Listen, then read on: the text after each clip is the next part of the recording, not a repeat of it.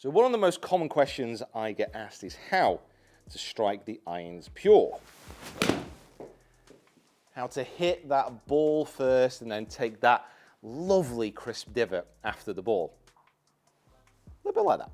And today we're going to be looking at a part of the swing which is going to help you do just that. Now, I want to be focusing more today on the downswing, but we also need to ensure that the backswing is in a decent working order. Now, the backswing itself, there's a lot of different technical things going on, but I'm going to give you just a couple of thoughts to go away with if you do need something to have in your mind whilst you're taking the club away. Really simply, what I want you to try and do is get the lead shoulder, so the left shoulder for a right-hander, tucked underneath the chin, and then get the lead arm, so the left arm for a right-handed golfer, across the shoulder line.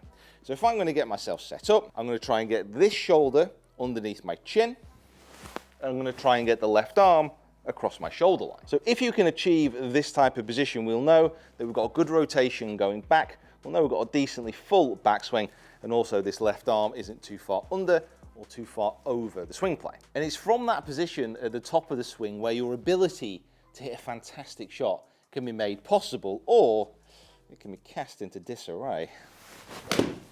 Now, from the top of the swing, what we really don't want to see is this left arm to move out and over in this direction. This will be an over-the-top movement.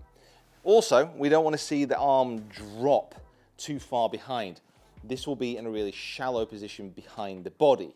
This is very difficult to get back into a good impact position unless your name is Sergio Garcia. What we're looking for is for the arms and the hands to drop down into this little Goldilocks zone in the middle. So we're not here, we're not here, we're just right. So if you have a camera set up behind you or you're looking in a mirror, you're having a lesson, the camera, by the way, if you can set it up between your hands and the target, as you move down into impact, a nice checkpoint is if the club shaft can be resting pretty much on that trail forearm. This will roughly give you a shaft of the club head which is on the plane moving into impact. Now you may be asking, well, what does this possibly have to do with the point of impact? Let me explain. Also, let me explain that you could subscribe to the Swing Quest channel for free. It is absolutely jam-packed with coaching videos to help you with your game. So if you haven't subscribed already, please do so now. Now, many golfers believe that the downswing should be led purely by hip rotation, and it is a nice thought to have at times, but for a lot of people, it can actually cause quite a few problems. For example, if those hips spin too quickly, the club can move a long way on the outside.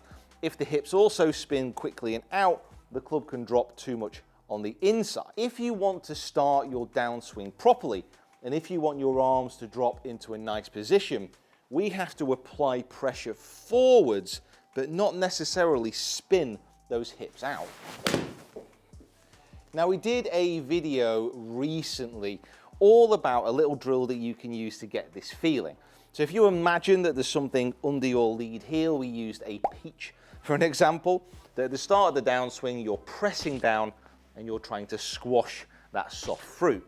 This will give you the feeling of what it's like to apply pressure into that lead side at the start of the downswing. But what that motion also does is it allows the arms to drop into the downswing. And it's from this position where the rotation really comes into play.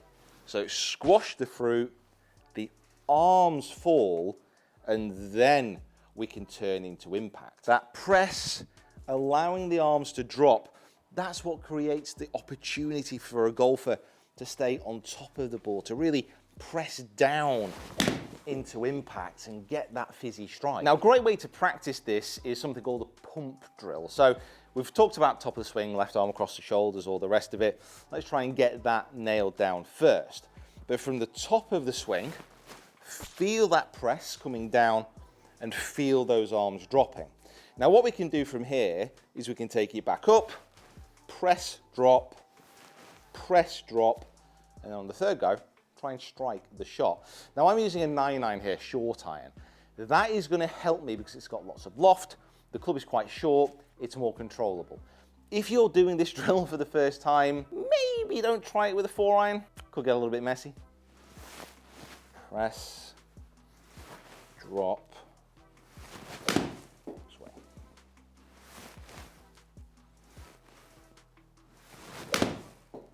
Now, I did mention at the start about the hip turn. Now, the hip turn is still important and it is still a vital part of the swing, but it's this that comes first, and then the rotation, then the turn towards the target. That's when it starts to kick in.